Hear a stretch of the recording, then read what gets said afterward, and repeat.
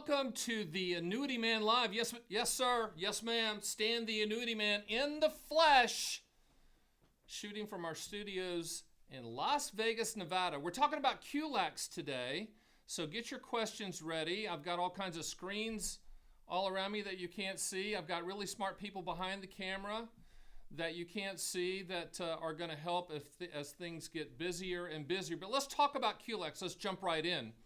Qualified Longevity Annuity Contracts were put on the planet in 2014 by our friends at the IRS and the Treasury. Yes, that's where it came from. And there were a lot of convoluted rules back then, but the rules now are very simple. And I wish they'd have started there. But the rules for QLACs is you can put one inside of your IRA. You can buy a QLAC with IRA money. So the people out there that are saying, never buy an annuity inside of an IRA. Qualified Longevity Annuity Contracts were put on the planet to be put inside of qualified IRA type accounts so that you can create a lifetime income stream. Now, the reason that they were put on the planet is because Social Security, which is the best inflation annuity on the planet, that was never put in place to be the primary income source for retirees, even though it is for most. But for you, and the reason you're on this, I hope, is to look at possibly adding a QLAC to your portfolio as a non-correlated asset. When I say non-correlated asset, that means it has nothing to do with the market. It's not attached to the market. There's no market attachments at all. And with QLACs, there's no annual fees. So we're going to go through a lot of the details. Hopefully, your questions will come in. I'm going to answer them one at a time. But let's talk about a little bit more about the QLACs. Right now, at the age of 73, for most of the people on here, not the youngsters, but most of the people on here, at age 73, the IRS is going to tap you on the shoulder and say, hey, you got to take required minimum distributions, RMDs, whether you want it or not, whether you need the money or not. The good part about QLACs, one of the good things, is that $210,000 that you can use for a QLAC is not used to determine your required minimum distributions. Give you an example. You have a $500,000 IRA. You bought a QLAC for $210,000. When you go to do your RMDs, you're calculating it on $290,000. Now, the good part is you can do one inside of your IRA. If your spouse has an IRA, they can do one. And then the good news is you can put each other as joint annuitants. Annuitants means payout, means both of you are going to get paid out for as long as you are breathing. So if Stan and Christine have a QLAC and I pass away and it's joint life, that means the income's going to continue uninterrupted and unchanged for Christine's life. And then when she passes, we're going to probably structure it. Most of them are structured with cash refund. And what that means is whatever money is left in the account goes lump sum to the beneficiaries at the time of that person's passing. If it's single life, if it's joint life, the second person's passing. But we can structure it just to let you know that the evil annuity company is not going to keep a penny, even though they are on the hook to pay regardless of how long you live. Because a lot of people go, well, I'd never buy an annuity, Stan, or a QLAC because when I die, money goes poof. Now, you can structure it life only. That's the money goes poof. Do you need to do that? It depends if you hate your beneficiaries, I guess. No, that will be the highest payout because there's no, in essence, backstop there. Cash refund means that 100% of any unused money is going to go to your family.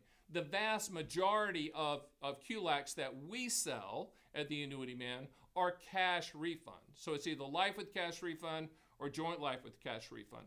Now let's talk about that structure. If you're only going to do your life with cash refund, then the payments will be higher because they're not covering two lives. So a joint life payment will be lower because they're covering two lives. Let me give you another example before we get to the questions. There's a lot. So we'll get there in just a second. If your spouse is younger than you, let's just say you're Robert and you married Jennifer, and Robert's 70 and Jennifer's 60, okay? The life insurance company is going to focus straight on Jennifer, okay? Even though it's joint life, it's going to be primarily based on Jennifer's life expectancy at the time the payments start. And even if Robert dies, that initial lock-in amount is going to never change. It's going to be, static. And let's talk about that for a second. People say, well, I want the income to increase. Now, with QLACs, Most carriers do not offer cost of living adjustments. Cost of living adjustments is when you can say, at the time the income starts, I want the income to increase by 2% or 3% or 1%. And that sounds great in concept, but mathematically, it's probably not the best thing for you, because just a visual, with an annuity with an increase, it might start here visually, but if you bought one without the increase, it's going to start here. So they're not giving it away. So if you want increases, we don't recommend that, because you already own the best inflation annuity on the planet, and that is Social Security. Okay? So we're going to kind of jump into the questions. I'm going to go back and forth because I can. And then, hopefully it's just a very good open forum of questions. Now, before I do that, couple things. If we break the internet and break our website, that's okay. We're going to go through how to run a quote, and if you've got double screens, you can do that with me real time. In the future, we have our next live event in December, and you're going to get the invite for that. It's on immediate annuities. We're going to be able to show you the quote screen on screen, but for this one, we're not going to do that. We're kind of testing things at this point, okay? So let's go to our first question, then I'm going to go back and forth to some notes I've written down. Okay. I got a salutations from someone in Texas. So here's one from, it says, so when you receive funds from QLAC, is it considered a withdrawal from your IRA? Yes, it is considered. It's lifetime income, so it's a withdrawal, and that income amount is going to fully cover and satisfy the required minimum distributions for your QLAC amount. Okay. Now the new rules allow any overage from that to be applied to your other RMDs for non-QLAC assets within your IRA. That was not the case when they first came out. So what you have to think in your head, okay, I've got a $210,000 QLAC. The lifetime income stream that's coming out is going to fully satisfy the required minimum distributions for that $210,000 amount in the IRA. And if, not always, but and if there's a little bit of overage, that can be applied to the non-annuity assets as well. Next one, QLACs used to shrink a 401k balance. Let's see what that says. Ordinary income is paid each month. Not sure what the question is there, but I'm going to try to translate that. 401ks are now, some of them are offering annuities inside of them, but with qualified longevity annuity contracts, the vast majority are in the traditional IRAs. These are not for Roth IRAs, these are traditional IRAs. And the amount that you can use, obviously, is the $210,000 amount. Not sure what that person was really wanting to ask. Email me at stan@theannuityman.com. So many rules on how you can handle your money. Laugh out loud.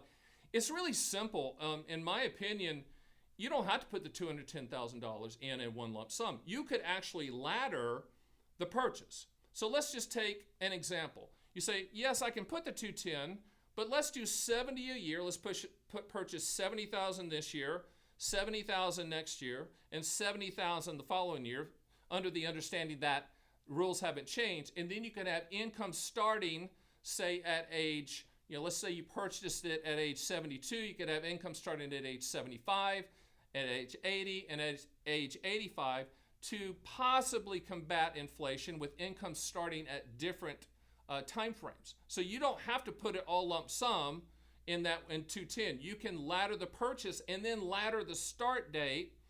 Try to get a little bit fancy there, but that's one thing you can do. One rule specifically is that you have to, they're going to tap you on the shoulder, you have to turn on QLAC income by age 85. Okay? Now, do you have to wait to age 85? No, you don't. Remember, annuities for lifetime income are primarily priced and based on your life expectancy or life expectancies, if it's joint, at the time you take the payment. The older you are, the higher the payment. Similar to the best inflation annuity on the planet, Social Security. The older you are, the higher the payment, because you have less life expectancy, which means there's less projected payments, which means those payments will be higher. Okay? What happens to QLAC funds after death? Now, that depends on how you structure it. You can structure it life only, which means when your Learjet hits the mountain, money goes poof. Or you can structure it life with cash refund, which we would recommend because you worked hard for this money. And what that means, it's going to pay for you. it's going to pay you for as long as you are breathing, and when you pass away, whatever money is left in the account goes to the listed beneficiaries of the policy. The evil annuity company doesn't keep a penny. So the question should be after that is, hey, Stan, what happens to QLAC payments if the money is drawn down to zero? Because all income payments from annuities is a combination of return of principal plus interest. What happens when you deplete that amount? The annuity company's on the hook to pay. That's the reason then when people say, well, the ROI on a QLAC is terrible. Well, I don't know that until you die. Until you die, it's a transfer of risk product for lifetime income solving for longevity risk. If it's joint life, then we're going to have to wait for the second person to die to run those ROI numbers. It's ironic that no one ever talks about ROI numbers with Social Security. They just love the payments. QLAC should be the same thing. It's part of your overall income floor. If you have a pension, great, you're fortunate. Then you have Social Security, and then you might want to add a QLAC to it. That's your income floor, the money that's coming in as long as you are breathing, okay? Let's check another question. Can I transfer my MIGA funds next year to a QLAC for immediate income? First of all, let's talk about the immediate income part of that. Most QLACs, require you to hold it and defer it for 2 years. I believe Florida is the only exception at this point. I believe that's 13 months, but let me throw a caveat in there. It's really carrier specific. So when we run the quotes, and I'm going to run quotes, and you can run them at your leisure at our site at theannuityman.com, whoever finishes first, and we're only going to recommend A+ or better for lifetime income because of the claims payability. But the good news is the carriers that are involved in QLACs are the big boys, the ones that you're familiar with. And you should really choose the highest amount. And you don't need to split them up. With these companies, they are so strong that you don't have to split them up. Let's see can you transfer your MIGA funds? You could, if you have IRA funds, okay, you can transfer the funds to a QLAC, all right, because when you transfer an annuity, it surrenders. So obviously we would not want you to have a surrender charge there, but it can go into a QLAC, but you can't do it for immediate income. If you need immediate income, that's a single premium immediate annuity. We can certainly set you up with that. That's my next live event in December. But QLACs are not for immediate income. I had a person, we had a bunch of people email you questions, and one of them was from Debbie, and Debbie asked, should I buy one in my mid-60s, or should I wait until the 72, 73 time period, 73 when they tap you on the shoulder? There's really no good answers to that, just really bad sales pitches. What I would tell you is the longer that you allow an annuity company to hold onto your money, the more they enhance, i.e. increase, the payment. So they're going to reward you for buying it. So I think she was 68. So let's just say she purchased a QLAC at 68, and she's going to turn on the income at age 75. Okay, that deferral time period, they're going to reward her for letting them hold on to the money, and that lifetime income stream is going to be enhanced because of it. Now, the downside of that, QLACs don't have any inherent interest rate growth amounts. In other words, if she died in that situation, let's just say she did life with cash refund, and she died 3 years or 4 years in before the income streams turned on, and she put 210,000, that 210 goes lump sum to her beneficiaries. This is not 210 plus interest, etc. Remember, don't get mad at me. Remember who designed them, the IRS and the Department of the Treasury. So they're not giving anything away here. They want you to earmark this money for lifetime income for both you only, or you and your spouse. Okay. RMD ages increases to 75 for people born in the 60s. Yeah, the rules are actually, and I kind of wrote them down, is if you're born from, I think, 1951 to 59, it's age 73 is RMDs, and if you're born from 1960 and later, it's 75.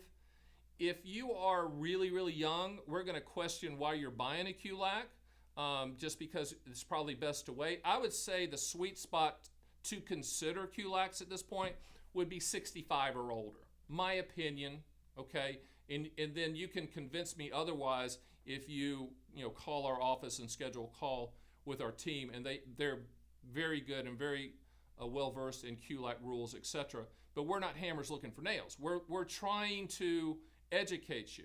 Now, of course, I've done a bunch of QLAC videos, and if you go to my site, you can download a QLAC owner's manual that I wrote, and we just recently updated.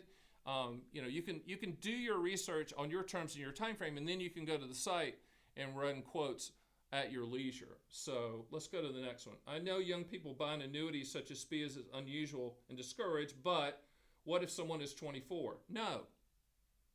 Just, no. And no. Okay. 24 years old, no, you can't. In essence, it doesn't make any sense. Remember, lifetime income is based on life expectancy. If you're 24, those are going to be low payments. I would tell you to not buy annuities in general. Because a lot of annuities aren't even issued until age 40. But let's get that rule out of the way. If you're in your 20s and 30s and 40s, my question to you is, why are you doing this? Why are you buying contractual guarantees? Do you really need it? You really can't afford for markets to go up and down, and you really do need growth. I've been doing this a long time. Obviously number one agent in the country. I really believe 60 and above are really the people that need to start looking at annuities when you're going toward chapter 2 of your life. People in their 50s do buy them, but they have to give us a really good case of why. We have had some asterisk moments with some young people. They have to tell us why. Structured settlements are annuities. That's typically for people that's been in accidents. That's a whole nother subset. But what we're talking about is, this question was, should you buy annuities in that age? You're not going to buy them from us because we're not going to sell them to you because we don't think it's prudent. And we're going to tell you no. We have no problem telling you no if it doesn't fit. Sue asks, will the beneficiaries have to pay taxes on the QLAC funds when she dies? The answer is yes. Just like anything with the IRS and the IRA, your beneficiaries are going to have to pay taxes on whatever's in that IRA. And if you set it up life with cash refund, they're going to have to pay taxes on that unused amount. There's no way around that. It is what it is. But hey, you're dead. It's their problem, right? No, I'm sorry. That's me. No COLA rider. We talked about COLA riders. The answer is no. Most of these companies do not do that. And we're going to tell you not to do that because mathematically it just doesn't make sense, because annuity companies don't give the increase away. They price it into the product, and they just simply lower that initial payment amount if you add a COLA to it, and you're not going to live long enough to make it up. Feels good, sounds good, great sales pitch. We're going to tell you already own the best inflation annuity on the planet, which is Social Security. Go with that. And then my opinion on inflation, because really what you're asking is an inflation question. My opinion on inflation is that's a moving target, and it's also personal. For instance, me, inflation, my daughters are 28 and 26. I'm not buying milk and cereal, and I'm not driving them to dance every day. So, inflation hits us differently. What I would tell you to do is establish your income floor, which is pensions, Social Security, annuities, QLACs, and then whatever that amount is, that covers your expenses and maybe a little bit more lifestyle travel.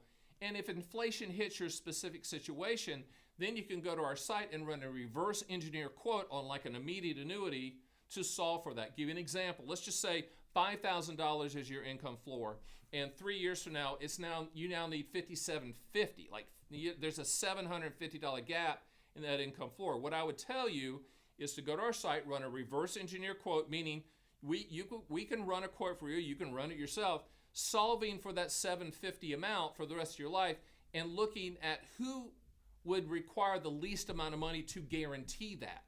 That's, in my opinion, that's the way to do inflation. You can't throw a dart at inflation. You can't buy a product for inflation, even though everyone's trying to sell you one, they don't have it. You solve for that inflation when it hits your situation. It's customizable, okay? Should you use a QLAC to get a lower tax bracket or lower RMDs for the length of the QLAC contract? Possibly, but I'm going to be real blunt here, as I always am, as Stan the Annuity Man.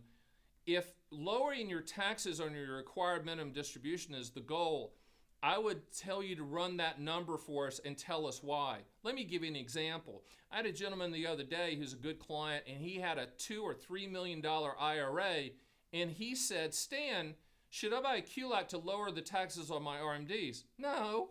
because it's going to be a drop in the bucket. Now, if you have a $400,000 IRA and you have a $210,000 QLAC, I think it's going to make a big difference in the taxes on your RMDs. My opinion, QLACs are an emotional buy, even though we're looking at a contractual guarantee. And the reason I say it's emotional is it allows you to take your personal IRA and add your spouse, who's put up with your shenanigans all these years, and add your spouse for lifetime income. So what you're saying is, I've got this IRA, okay? I'm going to add you, Sue, to my policy because you've been a dutiful, wonderful spouse.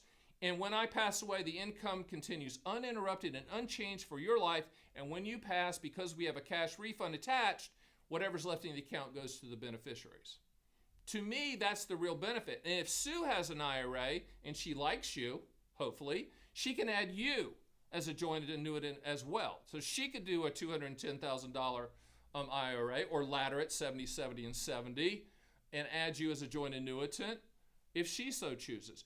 To me, it's a great product for that. It's a great product to take a personal IRA asset and add a spouse for joint lifetime income and be able to deduct that for the required minimum distributions to potentially lower your taxes. And again, that's a customizable run for us from a calculation standpoint based upon how much you have in your IRA. Okay? So to be clear, you choose cash refund or life, so you can't take a higher payment if you elect not to leave a death benefit. Yeah, cash refund or life. Okay, so it's life with cash refund or life only. Okay? The vast majority are life with cash refund. Life only means when you die, money goes poof. That's what that means, okay? Because money goes poof and you're shouldering a little bit of that risk instead of fully transferring it with life with cash refund, you're going to get a little bit of higher payment. I'm going to encourage you, as the annuity man, the thought leader in the business, to do life with cash refund. It just makes sense. We don't see that big of a difference with the quotes, but you can go to my site at theannuityman.com and run QLAC quotes to your heart's content and check out the payments, etc. Next question was, why is the limit $210,000? Might it increase in the future? When it first started, it was $125 in 2014. Okay, the reason it's 210 is because they deemed it 210. I mean, it's a political football. Will it increase in the future? Absolutely, it's going to increase in the future. So let's just say you were so enamored with this presentation that you purchased a $210,000 QLAC, and then 2 years from now it goes to $250,000. You can then add an additional $40,000 to the policy, or we'll quote, all carriers, and if the quote's higher to do another carrier with that additional $40,000, we'll do that. But we're doing that right now. It's for all of our QLAC owners. It's a bevy of activity here because there's a lot of people that bought them at $125 and they bought them at all the way up, staggering up, and we keep adding to that amount. So the IRS blesses this product, okay? They're just gonna, it's a QLAC, and it's going to be shown as a QLAC, and the IRS is going to see it as a QLAC. So if you bought $210,000, if it goes to $250,000 in 2 years, and we add $40,000, they're going to bless that. Okay. So since you can't be delaying payments for 20 years or more, can you elect to purchase a rider that will increase the death benefit? No, you can't, Rick. That's a good question. You're confusing this with income riders that are attached to index annuities. We certainly do sell that, and you can run those quotes as well on our site. But these are static products. Remember, IRS and the Treasury developed them, and you could delay for 20 years if you're buying it as a young person. So, for instance, if I'm 61. I know you're saying, there's no way. Yeah. I'm 61, and I bought when I could defer to age 85. That's a 24-year deferral, right? I could do that. I just ran that quote earlier. It was pretty big. It's pretty large. But, you got to wait a little bit. But, yeah, it just depends on your age. Remember, 85 is the cutoff. So if 75 is your age, you can only go 10 years, right? You can do that math. Are free withdrawals possible before? No. There's no liquidity with this product. Think about ripping the knob off a water faucet in the backyard and with the sprinkler. Water's coming. In this case, income's coming.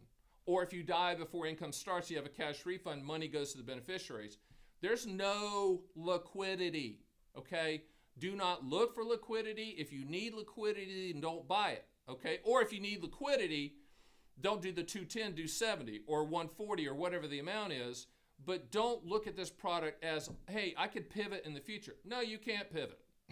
This is a static transfer of risk, lifetime income pension that you set up for your life, you and your spouse's life. You can attach a cash refund so that the evil annuity company doesn't keep a penny. But you cannot call up and say, hey, I'd like to get 10% out of that. No, doesn't happen, okay?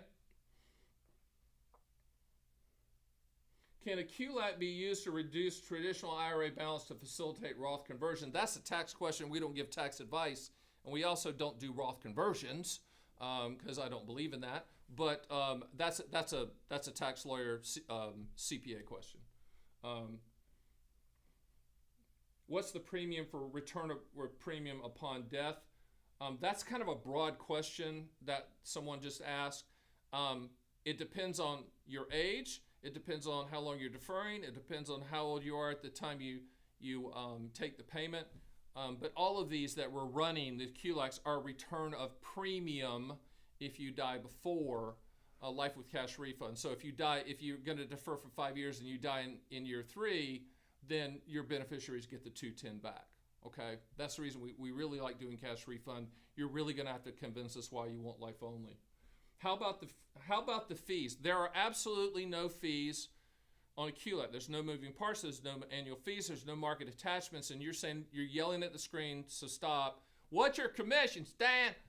All annuity commissions are built into the product. You never see them. Okay, so they're paying us from their reserve accounts, their heat and light and water bill account. It doesn't come out. So the 210 goes into the account. The 210 is what you see. Yes, we do get paid. It's not that much, but we do get paid from the annuity company from their reserve account, but there's no annual ongoing fees, okay? Is the amount paid to the survivors taxed? Yes, it is. From the stamp, it's not like life insurance. The question was, is it like life insurance? No, life insurance, and I know this is a little bit confusing. Life insurance companies issue annuities, but annuity death benefits are taxable. Life insurance companies issue life insurance, but the death benefits are tax-free.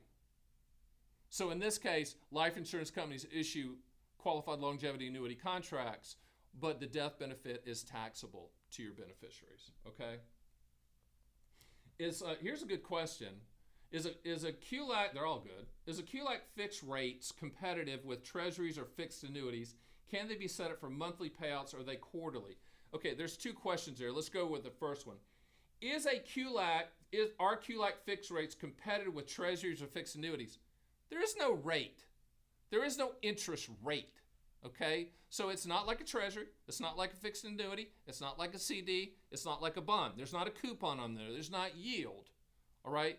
It is a transfer risk based on your life expectancy at the time you take the payments or life expectancies if it's joint. There's no internal rate of growth. I'll give you an example. Let's say you're deferring the QLAC for 5 years and you die year 5. This is not $210,000 plus interest earned because there's no interest earned. Your beneficiaries just get the $210,000 back, okay? Now, I don't want you to confuse things. I don't want you to compare that. These are pension products, okay? There's no moving parts inside of here. And the Treasury wanted it that way. The IRS wanted it that way because they wanted you to earmark this money for lifetime income to dovetail and combine with Social Security. They're hoping that people do that, and I'm hoping that you do that to create that income floor that is needed in Chapter 2 of your life, okay? Let's go to the next question. Oh, the second part of this question was, can they be set up for monthly payouts or are they quarterly? They can be set up for monthly payouts. You just have to tell us, and we can set it up any way you want. It's going to be wired directly to your bank account, all right? Let's see what the next one is. Good questions.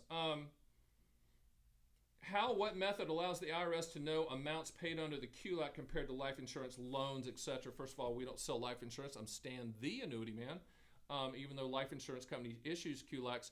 If you're saying how does the IRS know? The IRS knows everything.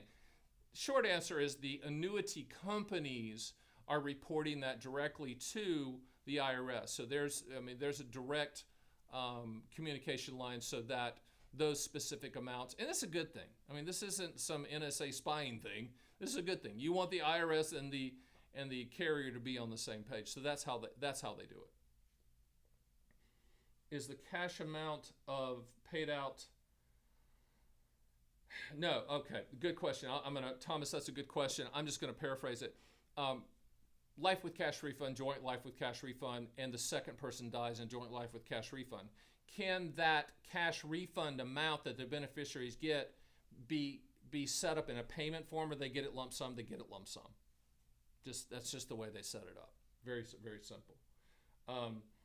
Does a withdrawal from an IRA for a purchase of a QLAC qualify as an RMD? First of all, let's just talk about the administrative part of that question.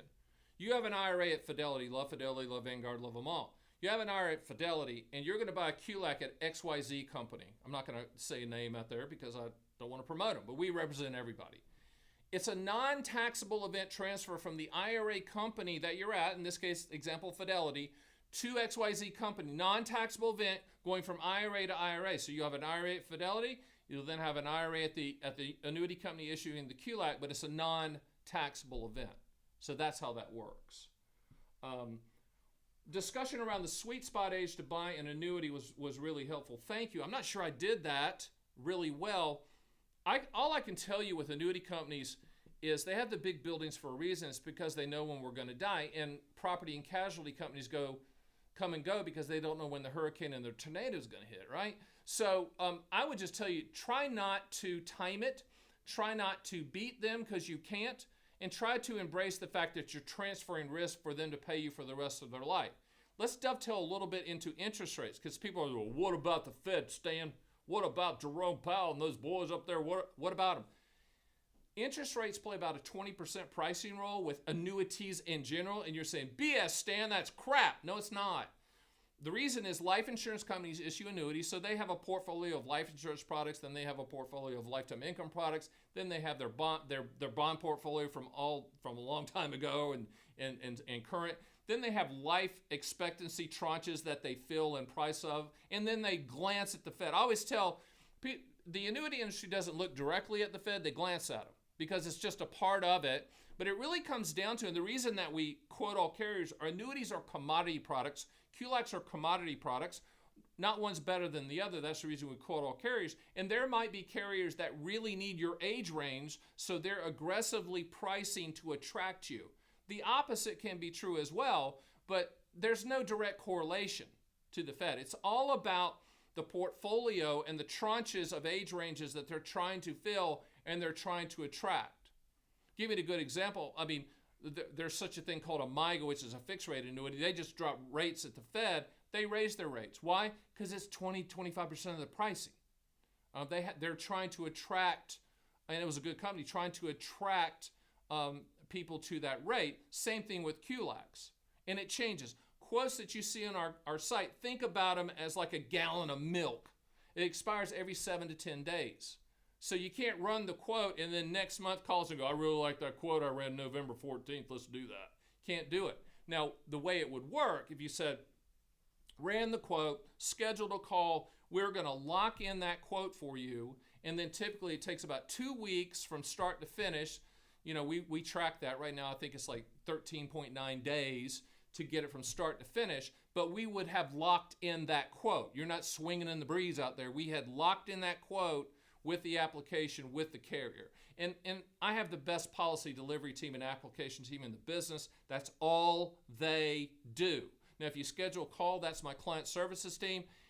They're the best. They understand these products backwards and forwards. They've forgotten more than most agents will ever know. They've been trained by me. They've watched a zillion videos. They understand these products. So when you talk to them, they're not a hammer looking for a nail. They're going to try to figure out what you're doing and how to go about it. Should you do a lump sum? Should you ladder the purchase? Should you ladder the income? These are things that we need to talk about. All right, next. Came in late. Why are you late? Come on now. Is there a max amount you can contribute to purchase a QLAC? Yes, it's 200. Currently, as the time of this taping, check the date because it's going to change. 210,000 as of today, 2025, November 14th of 2025. Here's one. Wife and I will be 73 next year. We had our CPA compare a 210,000 QLAC for each of us, 4-laddered QLACs of 52.5 over 12 years. The tax savings, 73.1 compared to just taking the RMDs. Interesting. We talked about laddering. You certainly can do that. You can split it up however you want to split it up. But again, I would put a lot of emphasis on the lifetime income stream that you're putting together for you and your wife more than the tax savings. Lifestyle, chapter 2 is all about lifestyle. Lifestyle is all about, having that solid income floor in place to go do the things that you do and that you've earned the right to do and that you've scrimped and saved to do. Okay? And QLACs, they have an additional benefit of saving taxes legally. That's great, but I think the primary reason you should really look at QLACs is for lifetime income. Young person with multi-millions want to earn reliable passive income. You can do that, but it wouldn't be with a QLAC.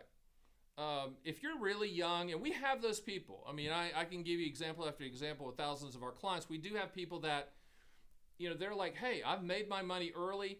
Then I would just tell you to buy a single premium immediate annuity to circumvent the 72T pre-59.5 rule. Hate to get in the weeds right there, but I needed to for lifetime income. We can do that. So if you're young, you really don't need to be looking at QLACs. You need to be looking at immediate annuities because there's no limitation. You can put in as much as you want. It's a lifetime income stream. And if you're young, maybe in that situation, a cost of living adjustment increase could make sense for, let's just say we split it amongst 5 immediate annuity companies. We might have 1 or 2 with a COLA because of your young age, okay? Does a QLAC have an advantage over just buying a deferred annuity with IRA money? Yes, okay. And you can purchase any type of annuity with IRA money, but a QLAC, once again, the $210,000 limit as the time of this taping, that if you go to do your required minimum distributions, that $210,000 is not used as part of that calculation. Example, you have a $500,000 IRA, you buy a $210,000 QLAC as an example. When you go to do your RMDs, you're doing it on $290, not $500. Okay? So there is a difference. With deferred income annuities, which is a QLAC, a deferred income annuity is a QLAC, and a single premium immediate annuity is the grandfather of it all. A deferred income annuity is a single premium immediate annuity. They're all the same. No annual fees, no moving parts, transfer risk. Very simple products. I always say if you can't explain it to a 9-year-old, don't buy it. No offense to 9-year-olds. But QLACs do give you that R&D potential tax advantage that a straight deferred income annuity cannot. Now, if you're going to start income using IRA money, if you said, Stan, I really want to put more in than 210, and I want to take the income before age 73, then a deferred income annuity makes total sense because there's no limitations on the money that you can put in, okay? Can you elaborate on why you don't believe in Roth IRA conversions? I'm gonna take a couple seconds to talk about that, but I'm old enough. I started with Dean Witter, went to then Morgan Stanley, then Payne Weber, then UBS, and I was around a long time. And I do remember back in the day when politicians promised not to tax Social Security. Okay, that didn't go well. The same promise that they're saying now with $37 trillion in debt, they're saying Roth IRA, if you pay us all this big lump sum money up front, we're never going to change the rules on you. I just don't trust them. But am I totally against Roth IRAs? No. If the math makes sense to you, if you've run the math numbers and calculated how long it's going to take for you to make up for the upfront taxes that you put in, if you've run those numbers, it makes sense for you. If your CPA has run those numbers, go for it. What I'm really upset about is the annuity industry using indexed annuities and these so-called bonuses, which is candy for the stupid. There's nobody giving money away. Using that as a vehicle to do Roth conversions. I think that's horrible. My next newsletter you're going to get is on that. I just think that's terrible. If you want to do a Roth conversion, you do not need an annuity to do that. But I'm digressing a little bit. Let's talk about a couple more things and I got some emails in from Ted, which is he wanted to know, can he make withdrawals? And I guess he's saying income before the 2 years. we covered this earlier. Most carriers you have to defer for 2 years. Like I said, Florida has, I think, 13 months. But again, it's carrier specific. Most of them, and most of the ones you probably want to buy, are 2-year waits from the time. So you have to turn on the income. The soonest you can do that is in 2 years. And the other question Ted had, which was interesting, is does the IRS control the 2-year trigger or that rule? I don't know that answer, to be very honest with you. I would assume kind of. How about that? Otherwise, carriers would offer all types of different start dates. But for whatever reason, Florida's kind of an outlier. I do live in Florida most of the time. It doesn't surprise me that they're the outlier on that. But yeah, when you buy a QLAC, just think of this. You're ripping the knob off a water faucet. You're getting income for life as long as you're breathing. If you set it up joint with your spouse, as long as one of you is breathing, you can set it up for a cash refund so the annuity company doesn't keep a penny regardless. If you draw the account down to zero, they're still on the hook to pay. It's a good product. There's no ROI until you die, okay? So what I want to do also too is go through how to run a quote. My apologies, we don't have it on the screen, but I'm just gonna pull up my laptop, and if you have the ability to go to another screen, we can walk through all of this. But if you go to my website, and you'll see me, looks like I have the same outfit on. I have more than one outfit, okay? Just letting you know. Go to the top and you'll see annuities, calculators, get smarter, which we all want to get smarter, and about. So if you look at the calculators and you scroll down, you're going to see QLAC. Click QLAC, okay? So it's going to take you to another screen. And once again, my apologies. In the future, this will be on the screen. We had a technical difficulty. We're blaming our website guy, Zeke, the marketing freak behind the camera, and I have already talked about that. But it's all good. And you can always call us or go to our site and run it yourself. It's pretty intuitive. So it says on that screen, once you hit that, get your personal QLAC quote. So source of funds, it's already filled in for you, IRA. Dollar amount, you can do whatever you want, but for this exercise, let's put in the 210 amount, okay? So let's put in 210. I'm going to put in 210. And then income start, let's just say we're going to defer it for, let's say 15 years from me. That'd make me 75, Zeke. I know you're saying you're going to make it to 75. It ain't gonna be pretty, player. I'm gonna tell you right now. So we're gonna defer for 15 years. So you put in that, and underneath that it says next step. You'll see a button. Hit next step. All right. So you're gonna put in your name, first name, last name. By the way, we don't share any information. We don't sell any information. Heck, if I wanted to, I wouldn't know who to sell it to. But we don't do that. Okay. It's private. It's encrypted, etc. Put in your email address, because guess what? Once the quote's over, we're gonna mail you the quote, so you can look at it and put it up on the wall. All right, so you put in your name, you put in your email address, you put in your gender. I put in male, by the way. And then you put in your date of birth. You can type it in, or you can go to that fancy little calendar and do it the other way. But I put my date of birth in there. I'm not going to tell you what it is. I put in state of resident, which is Florida. For this exercise, I'm going to put in single or joint. I'm going to put in single because Christine is traveling and she's not watching this. But in real world, it'd be joint. And then you're going to see a button under there that says Get Quote. Okay? So here we go. Hit Get Quote. And it's churning and the little men are running. And here it is. It says My QLAC Quote. And it says Guaranteed Income Structure. Keyword, underline it, bold it, guaranteed contractually. And you're going to see all carriers listed. Now, we do not sift the bodies until we talk to you. But for lifetime income, I need you to look at me and I need you to focus. A+ or better. So if an A company, in this case, an A company finished first, I'm ignoring them, even though I'm sure they're fine people there.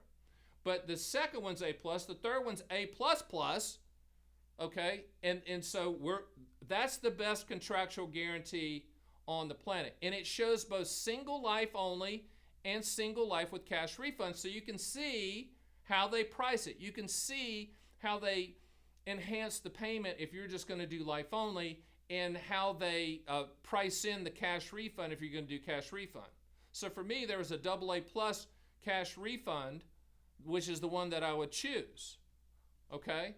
Now, I know you think this is magic, but when you hit that last button, it's already sent that quote to your email box.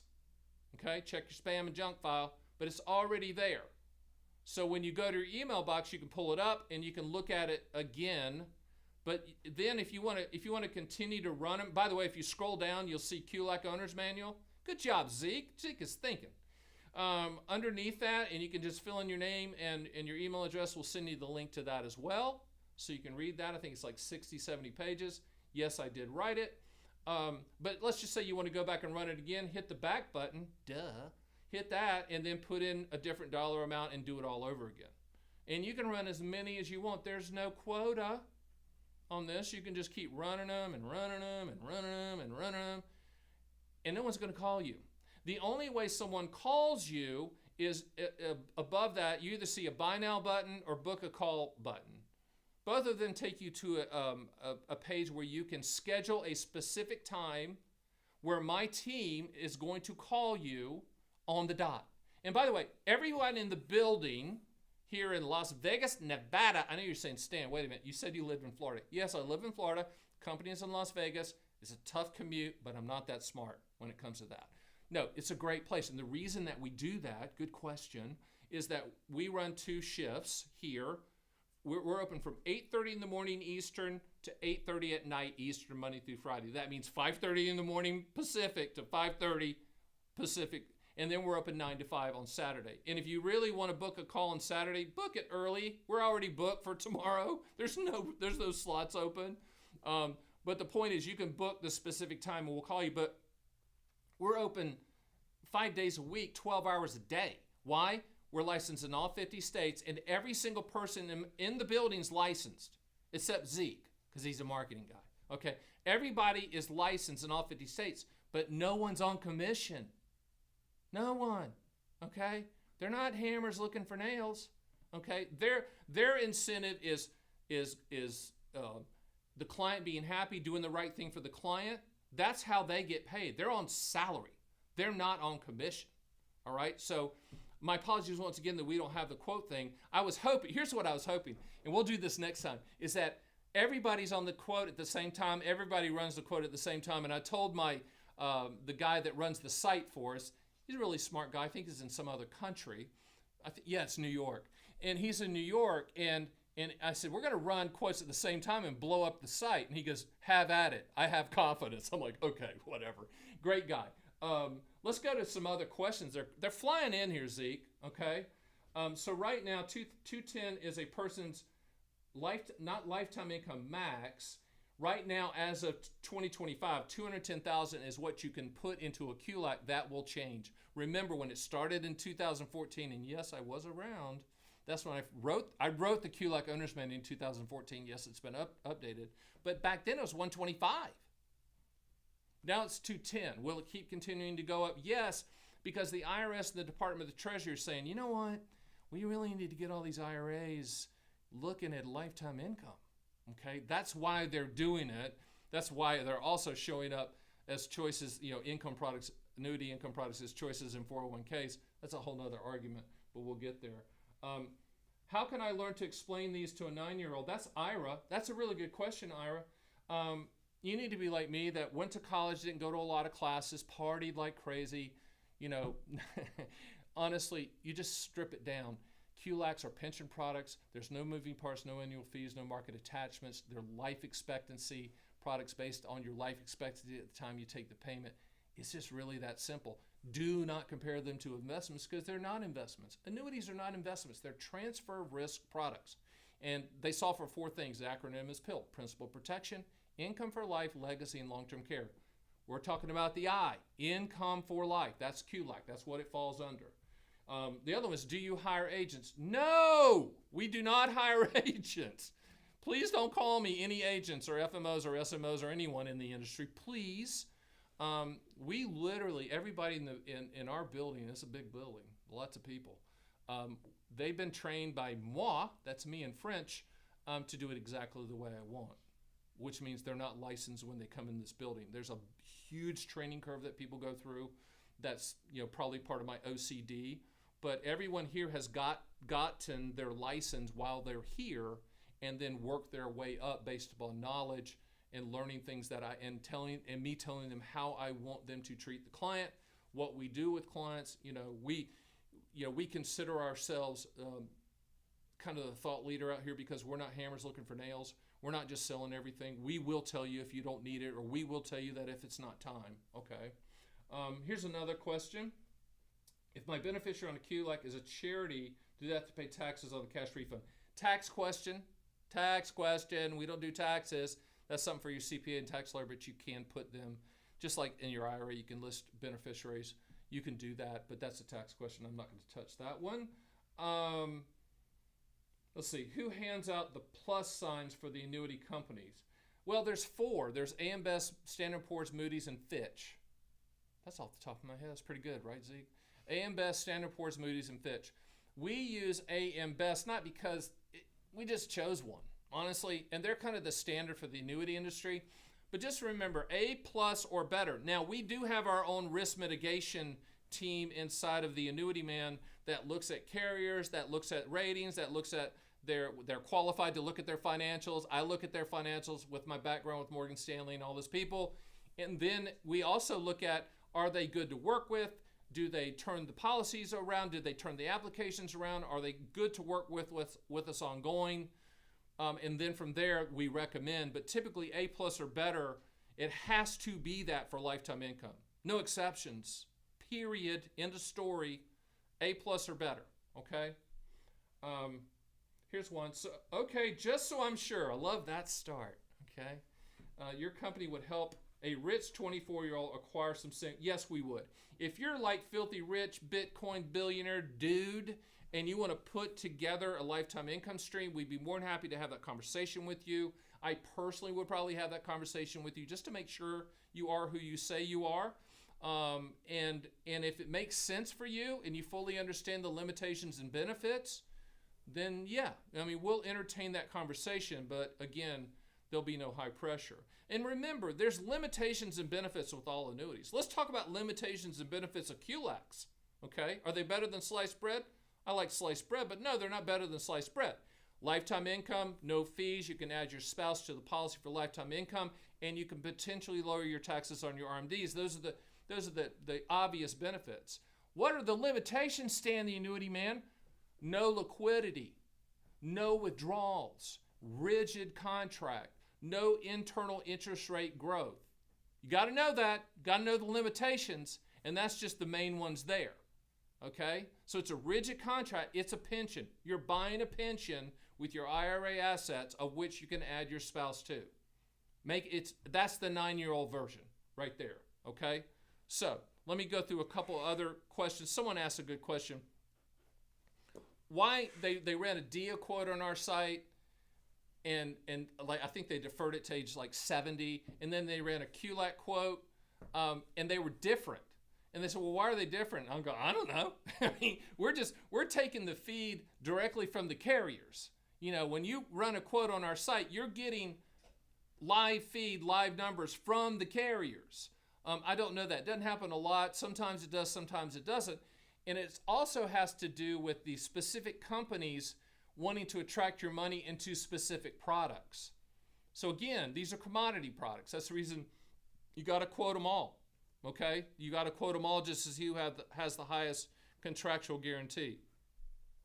Let's see. Here's another question. If you buy a $210,000 QLAC in 2025, can you buy again in subsequent years at whatever those years' maximum rate are? So yes, let me translate that into Southern English. There is such a thing. You buy a $210,000 QLAC in 2025, and in 2027, they come out, and Zeke comes running into my office, screaming at the top of his lungs, QLACs are now $250, QLACs are now $250. Okay, then we call you, one of my team members calls you and say, do you want to add 40? So we're always going to be on top of that. We're always going to tell you, and if they're not on top of that, then I get to yell at my team, which I don't do that much. But the point is, we're going to be on top of that if you're a client. couple things from the standpoint, if you decide to use this, and we'd love for you to use this, even though annuities are commodity products, I think what sets us apart is we represent all carriers, and we tell the truth, because as my grandfather said, if you tell the truth, you don't have to remember anything. That's our business model in a nutshell.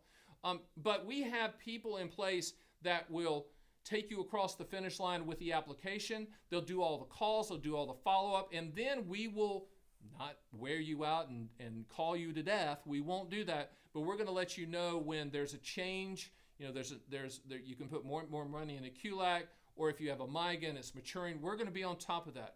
I have 5 divisions here that they do specific things for our clients.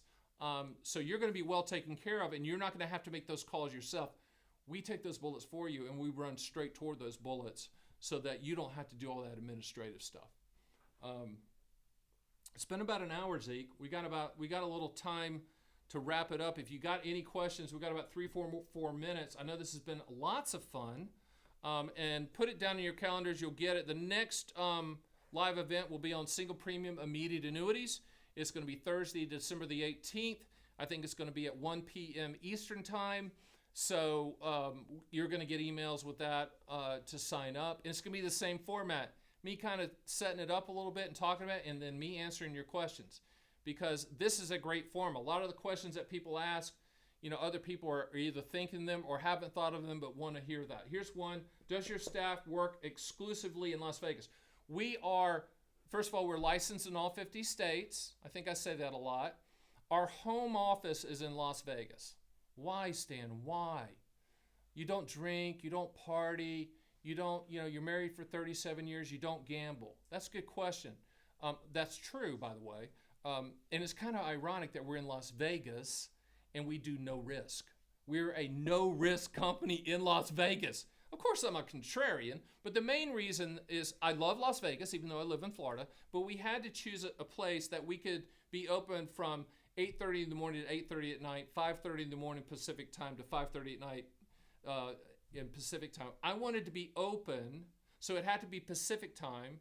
And Las Vegas just had the best, we were shopping for areas for the company to go and be based. Las Vegas gave us the best deal as a company and supporting us. And we have grown. In fact, we're moving into another larger facility next year because of the growth. And we love it here. But yeah, all 50 states, we handle, and every single person that's breathing in this building, except for Zeke, the marketing freak behind the camera, everyone else has got license in all 50 states, but not on commission, okay? So that's the reason agents wouldn't call me Zeke, is they want to make commission. This ain't the place, baby. I mean, this ain't it. I think that's about it. I'll give you 1 more minute for questions. Other than that, then I'm going to do some freestyle rap or maybe sing. What do you think, Zeke? Should I sing? No? No, I don't think so. Yeah. Zeke, I think Zeke just threw up. Here's one.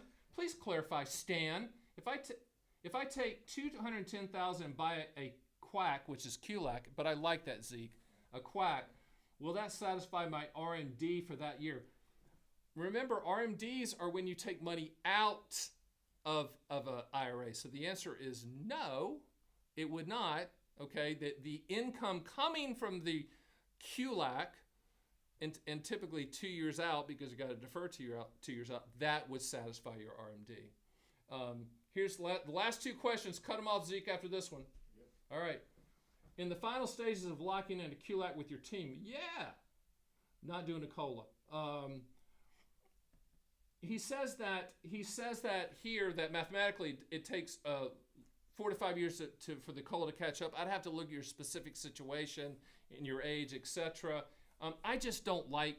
I think that you're better off not doing a COLA, but it's your call, it's your money. I mean, that's just me.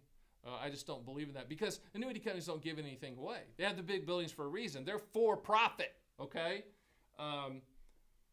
I see 2 companies that list are A-rated. Why? Okay, I see 2 companies on your list that are A-rated only. Why are they there if you don't use them? Great question. Thank you so much. Because we quote all carriers.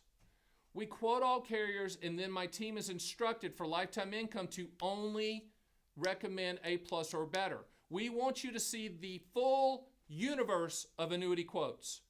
We're a clearinghouse. We represent all carriers. You're going to see everything. That's the reason. But thank you so much for asking that. I like to thank Stan. Last one, if I purchase a joint life with cash refund, and I'm already receiving the annuity and I pass away and my wife starts taking the annuity, she passes away and there's $100,000 left. If it's set up with cash refund, then that $100,000 in your example goes 100% to your listed beneficiaries, and the evil annuity company never keeps a penny. And that wraps it up for this live event on QLACs. My name is Stan, the Annuity Man, America's Annuity Agent. And yes, we are licensed in all 50 states. Go to my site, run quotes, download the book, and book a call with my team. They're the nicest people on the planet, much nicer than me, and they're very, very knowledgeable and will listen and use their ears and mouth in proportion 2 to 1. See you next time.